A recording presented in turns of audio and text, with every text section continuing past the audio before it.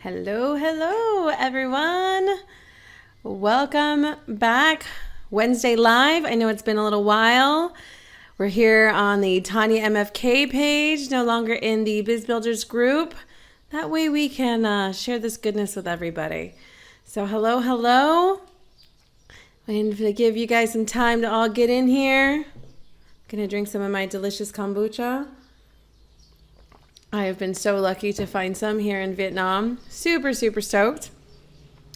So everyone gets in here. Super excited and sad at the same time. I'm actually going to be leaving Vietnam. We leave next week and we leave to go back to Czech. So I'm really excited to go back to Czech to enjoy the European spring and summer. But I am sad to leave Vietnam. It's so amazing here. Love being right next to the beach. I love the California weather, so it's been a lot of fun.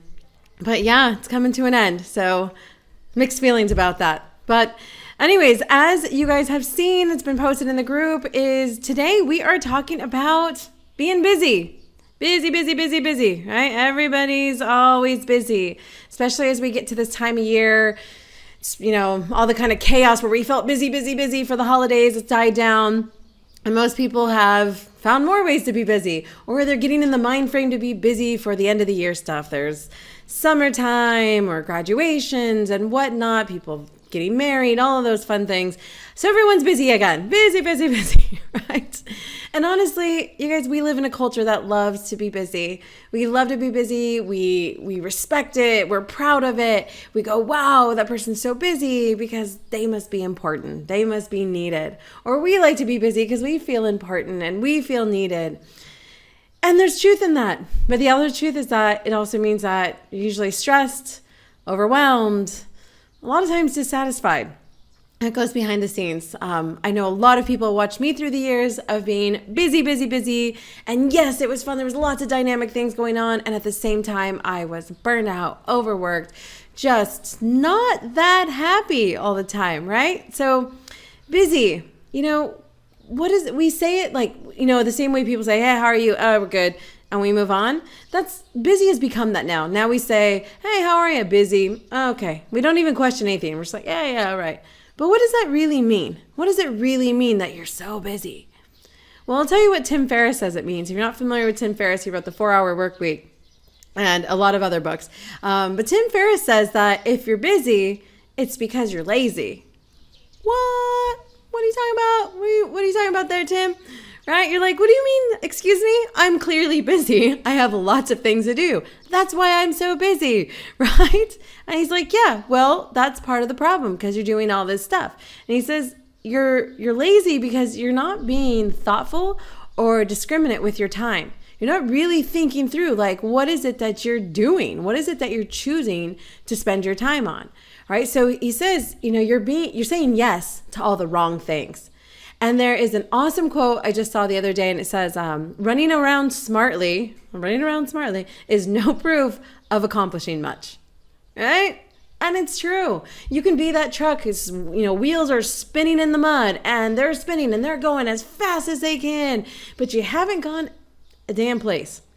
You're just stuck in the mud. And if and when those wheels finally do get loose, if you're not paying attention to where you're headed or where you chose, you might speed right off into a damn tree, right? So we really need to think, like, well, how are we spending your time? What am I so busy with?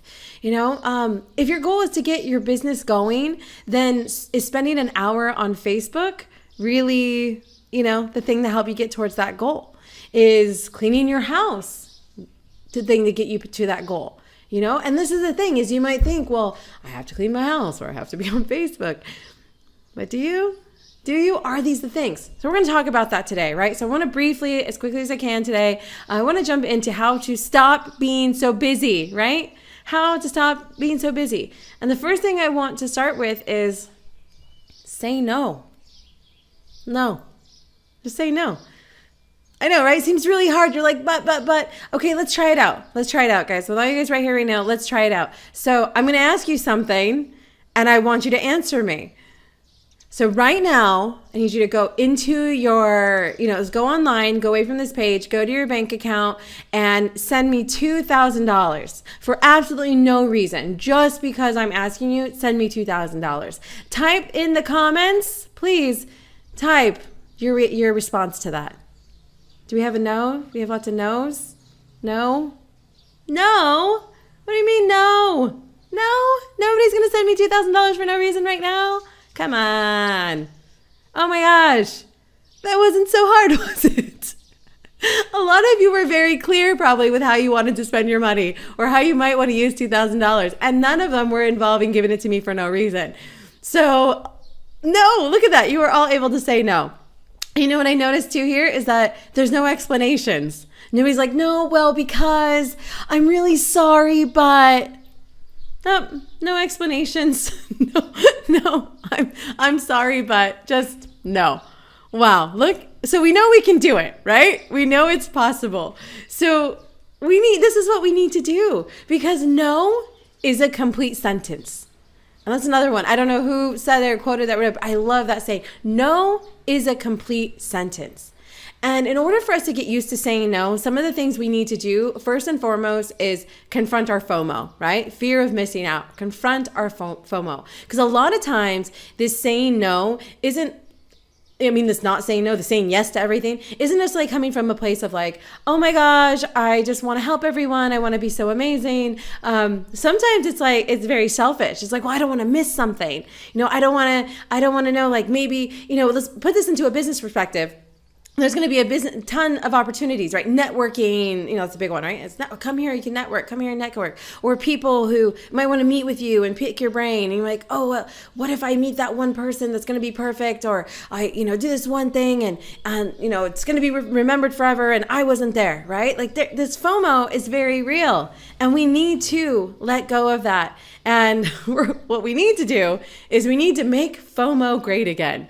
We need to make FOMO great again. And what that is we need to take it from the fear of missing out to focusing on my objective.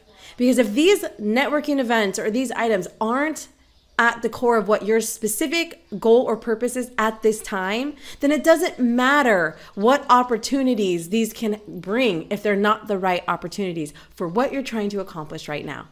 Right? Like we got to avoid the shiny object syndrome, right? The SOS, like everywhere. Oh, there could be this, it could be that, it could be this.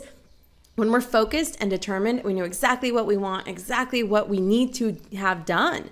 Then we can let all the other distractions fall away and we focus on the things that only are going to bring that into fruition. We're only going to focus on things that make the boat go faster. If you guys have been following in some of the other lessons, I think our last lesson actually we talked about making the boat go faster. If all other goals if our goal is to just make the boat go faster, we need to measure every single thing that we choose to do by that.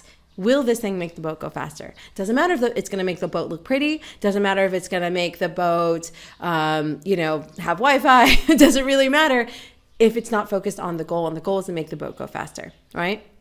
So that is the first step, is letting go of the FOMO and being clear on what we want. And they go hand in hand, right? Understanding how to let go of FOMO is by being clear on what we want. And we also need to focus on giving equal priority to our personal and our business goals. Because that way, when we're doing that, we're not going to really have that sense of FOMO in the first place. Like, oh, maybe this, or like, man, I should take a break. If you've been giving yourself breaks, you've been nurturing yourself, you've been taking care of yourself, doing things that you enjoy, and having the equal part of it, doing things in business and work, you're going to be in a good place. You're not going to have this sense, right? So the next thing is, and this, we're still just saying no, right? So the next thing is letting go of people-pleasing regret, right? This like, oh, but I just don't want to disappoint them. I don't want to do this. But you're okay with disappointing yourself. Think about that, right? You're okay with disappointing yourself. We're okay with setting our goals and plans aside, things that we say could be life-changing and make us so happy and do all these things, but we're okay with saying no to that to say yes to someone else. How does that work? How does that make sense? So what we need to do is accept the fact you will be misunderstood. You're going to say no sometimes, and sometimes people aren't going to get it. And you need to be okay with that. If you can't be okay with that, then your objective is to please people. And if that's what your focus and goal is, then I guess you're in line, right? And now we're okay again. But if it's not, if that's not your goal in life, if that's your goal for your business, then we need to be okay that some people are going to misunderstand you and misunderstand your no. And that's okay. You also need to stop making it work. That's another thing, right? So we go, well, it's hard because, if everyone, I'm so busy, but they keep asking me. It's like they should just know. But if you keep saying yes, why would they say no? Why would they stop asking? If you keep making it work, all right? Like, oh, well, I'm really busy, but I'll find a way to make it work. Why would I stop asking you? You always find a way to make it work. You're amazing, right? Just stop making it work. Stop making it just squeezing it in. We need to keep it balanced, keep it focused, and do what we need to do. And that's by saying no. And another part of the saying no is practicing extreme responsibility. This kind of goes along with what I just said is, yeah, well, they keep asking me and da. Okay, you're still in charge of your schedule. You're still the one who has accepted the things and the obligations that you're currently working on to create the schedule that you have. So this is you. It doesn't matter what anyone demands of you. This is you. This is what you've said yes to. So now we need to start saying no, okay? So as we move on from them, that's step one, right? Say no. You guys just practiced it great. You said no problem, all right? So now we're moving on to number 2, and that is to decline, delegate, or negotiate, right? So now that we've learned to say no, we need to see, with the things we do have, what can we do with them? And declining, there we go back to saying no. Delegate, we need someone else that can do it, probably better than us, or we need to negotiate. And here's the thing to think about, are the things that you're doing, are you good at all of them? Are you the best person to be doing these things? Do you enjoy it? Because if we learn from Dan Sullivan, he talks about how, we need to be spending most of our time on the things that we love, we are good at, that fascinate us, because those make us the best person. And being the best person also leads to our best businesses. Okay, so we need to be focusing on these things, and most of us aren't. Most of us are spending way too much time on things we don't enjoy or we're not even good at. But we're like, well, it has to be done. You're right, maybe it does have to be done, but are you the person to be doing it? And now this doesn't mean you have to have a full staff or do anything like that. So first, let's talk about declining, right? Put into the practice of declining, letting go of that people-pleasing fear. You're not here to make everyone happy, as we just said. You're here to live your most awesome, fulfilling, life that you want, that you say you always dreamed of, or you're living to be liked. I mean, that could be nice too, I guess, but that's not what it is, right? So declining, talking about declining. But if you can't get something declined, then what about delegating? Now, this, again, like I said, doesn't have to be staff. It doesn't have to be all that. This can be something where you find people on Upwork. If you're not familiar with Upwork, check that out. Fiverr. This could be asking a friend. There are ways to get work delegated.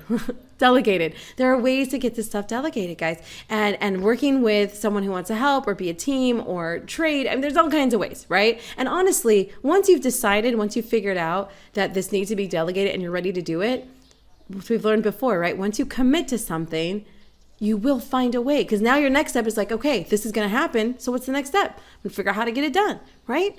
So you'll figure out how to get it done. So don't immediately well, I know I can't afford that. That's the biggest thing I always hear from somebody.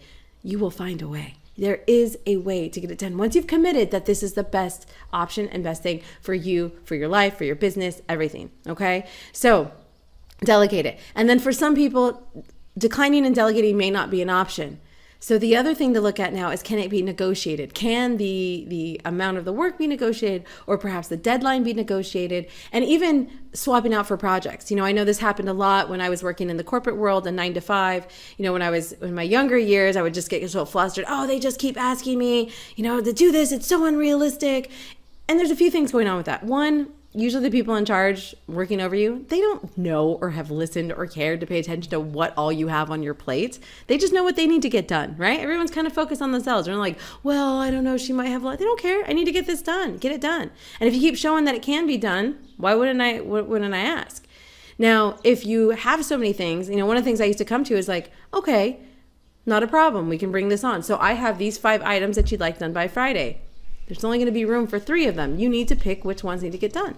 Put it back to them. That's part of your negotiation. Is realistically, these 5 things are going to get done. So let me know. Or, hey, we need you to do this. Okay, I can go ahead and I'll stop working on this project so we can get that done. No problem. And then you're like, oh, wait, I'm not sure if that's what we want. Okay, well, now we need time to negotiate what exactly is a priority here, right? So negotiate our things. So these are ways for you to start unbusy yourself, okay? Decline, delegate, or negotiate, right? So that's number 2. It's making sense to everybody? Everyone feeling good about this? Delegating. Upwork is what I mentioned over there. So I love Upwork. It's amazing to find people from all over the world, freelancers that can do awesome work. Love it. So that is a great way to delegate. Making sense? Okay. So the next part I want to talk about, if you want to unbusy yourself, you need to start every day strong, organized, and focused. Right? Doesn't that sound lovely? Strong, organized, and focused. And what this means is that you don't hit your alarm 5 minutes before you need to wake, 5 minutes before you need to be out the door, 10 minutes before you need to be out the door. You need to have a whole time and morning routine for yourself. Now, I'm going to tell you a little bit about how I started. So I know what time I'm going to go to sleep at night because I know what time I need to wake up, right? So a lot of times we get into this whole adulting and we're like, nobody tells me when to go to bed. True, but you do. You do need to tell yourself when to go to bed. If you want to live a life like this, if you want to have something that's productive and focused and you want to run a successful business, then guess what? You do need a bedtime. You need a bedtime. You need to understand how your day works. You need to understand how you function best because that's part of adulting, how responsibility going, you know what? I don't really function that well in 4 hours because I'm not 20 anymore. Sad, but true. I know it's hard to tell. I'm not 20 anymore, but guys, I'm not. And I don't function on 4 hours of sleep. I learn that often, unfortunately, but I don't. So I do need to be aware of what time I need to go to sleep because I also know what time I want to wake up. And the reason is because I know the morning routine I need. So I know how early I need to be up to make that happen. So because I know what time I'm going to sleep, an hour before I go to sleep, I have an end of day routine, the end of day routine. And at the end of day routine, what I do is I write down what my 3 wins will be for the next day. So I know, despite how long my to-do list is, I know the 3 wins that are going to make that day worth it. So if nothing else, I want to walk away with these 3 things, right? The other thing I do is I evaluate and I score my day. Now, this is something I do because I can look at it and say, was it a good day? Was it, on a score of 1 to 10, was it a 10? Was it a 9? Was it a 5? Was it a 3? And I do this for my own self-sense to understand when I can look back on my week. And if I see a lot of 3s or I see something really low, then I know that I need to stop and take stock of how I'm spending my time. And I'm on a track to not being that happy if I'm going to keep having 3 days. So I really need to, I do that for myself. So I think it's a great practice to do, to be realistic, to see how you're spending your time. Another thing I do is a quick journal of how my day went, any thoughts that I had from going through that day, sometimes based on that score, if it was a great score, maybe I have a lot of great things to say, or a low score, maybe some things I need to rethink about my day or how I'm working on projects. So after I do all that, then I do what I call closing out my day. And what I do by closing out my day, really, let's see if I even have I'm going to try to see if I have a cute version of it over here. I still use a paper planner, as I've shared with you guys many times. And I write all my stuff down and all my schedule that I'm doing. Now, not everything always gets done. I mean, it's just life. Things happen, right? So each day I go through every single thing and I highlight what I got done. And then whatever isn't highlighted, I know I didn't get done, and it has to go somewhere. It has to move somewhere. So I know what I'm going to be doing or how that's going to get taken care of until that whole day is actually highlighted. So once I give the item, so it's write an article. Maybe I didn't get to write the article that day. So it's on my list. I have to move it to somewhere else. Like, I didn't get it done today. Realistically, maybe I'll get it done Friday. So I read it on Friday. Now I can highlight it off of Tuesday. So that whole day needs to be closed out, as you saw again. So I'll show you again, right? So I don't know if there's any personal stuff on that, but it's all covered, right? It doesn't necessarily mean I did every single thing on there, but it does mean that everything was closed out. It found a new home, and I knew what was going on for the next day. So that's how. So this is my night routine, guys, in order to have a good morning routine. Okay. So now that I've done this, I wake up. I know what's going on. I'm up at 5 a.m. I don't want to hear it. I'm going to do a whole other lesson about it. I can't wake up that early. Oh, it's so hard. Just shut up. It can be done. Absolutely, 1,000% can be done. Do I do it perfectly every single morning? No, because that's life. But when I do wake up late, I know I'm going to wake up late because I know I've stayed up late. So I have to look at my day. I'm up working till 11, 12. And I'm like, you know what? Okay, realistically, I'm probably going to get up at 6 tomorrow or 7 tomorrow. And I adjust my day accordingly before I go to sleep. Okay. But yeah, I don't want to hear the 5 a.m. whines because it can absolutely be done. And it's an amazing time of the morning. I highly suggest you try it and, baby steps to it, whatever it is, but it can be done. And I don't want to hear it. It's amazing. It's amazing. So I get up at 5 a.m. I journal. I read affirmations. Guys, I can't tell you how amazing those are. I was never an affirmation person. I'm still not at a point where I'm looking in a mirror saying them. That's supposedly supposed to be amazing too, but I'm not there yet. I was the big naysayer of affirmations and oh, I am wonderful. You need my words. They're really amazing. And honestly, what I did is I started with quotes and things that really inspired me, usually for business, things about perseverance and attitude and whatnot. And things that I was reading in books, I would take the quotes and I would I just add them to a spreadsheet. And every morning I would open it up and I would just look at that. I've since now progressed to what I used to call cheesy kind of, I am wonderful. They're great. They're absolutely great. Like I said, I had to eat my words. They're amazing. I think this is a great practice. So waking up at 5, I read my affirmations. I write in my journal. I meditate. I read. I do 5 minutes of yoga. Just 5 minutes. That's it. 5 minutes, guys. I don't have time for an hour, but I do 5 minutes because I want to do yoga when I wake up and it feels good. So I do 5 minutes. I do all of this before checking social media, before checking my emails. I don't do any of that. I do all of these things because they put me into a peak state. They put me into the best place that I can be physically, mentally, all of those things before my day starts. And when the time comes for my day to start, I'm prepared. I'm mentally ready. I know what I'm in for because I looked at it the night before and there it is, right? I cannot stress to you how important this practice is to unbusy yourself. So yes, adding more to unbusy yourself, all of these things are crazy worth it. Get up at 5, do these things. Maybe it's not 5. I like 5. It's a great time. But again, whatever your schedule allows, get up before you need to start doing your stuff is the point, right? Give your time, yourself this time and this space. All right. So then I move to work my day. It's great. This is one thing I was going to say, another quote. I'm getting quotey today, but there's a Zen proverb that says you should meditate 20 minutes a day. Unless you're too busy, then you should meditate for an hour. And that's a big thing, right? So, I'm so busy, I can't get up earlier because then I don't get to sleep. Okay, then maybe you need to get up earlier, So we need to really focus on ourselves. Skimping out on yourself is not good for business. You might think, well, I just have to sacrifice my sleep. I have to sacrifice this to be better at business. I get you. I get it. I was doing the same thing for a long time. And I tell you what, I am way more productive in 4 hours of focused, deep work than I ever was working 16-hour days, period.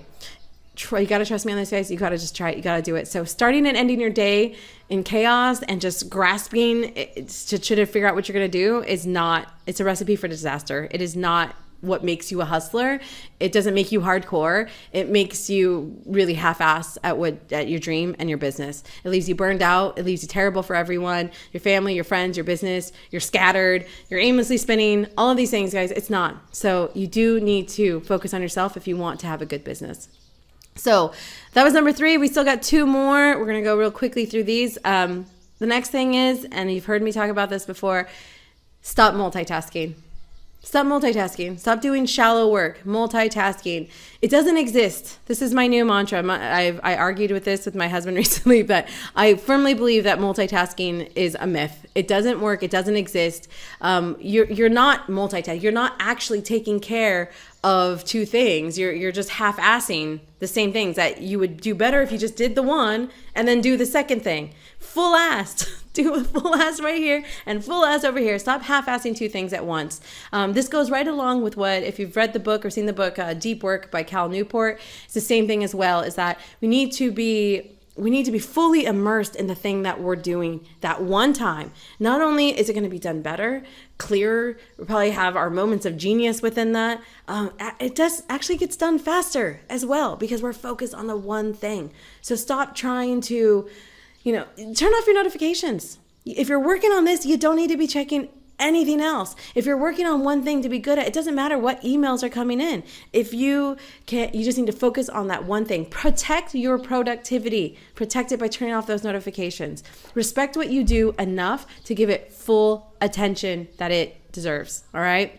And one thing I've also said this before, guys, Pomodoro technique. I think it's brilliantly amazing. If you're having this hard time kind of finding how to make this work, Pomodoro technique focuses on 25 minutes of complete uninterrupted work, right? So for 25 minutes, you can do a little timer. There's apps, all of these things.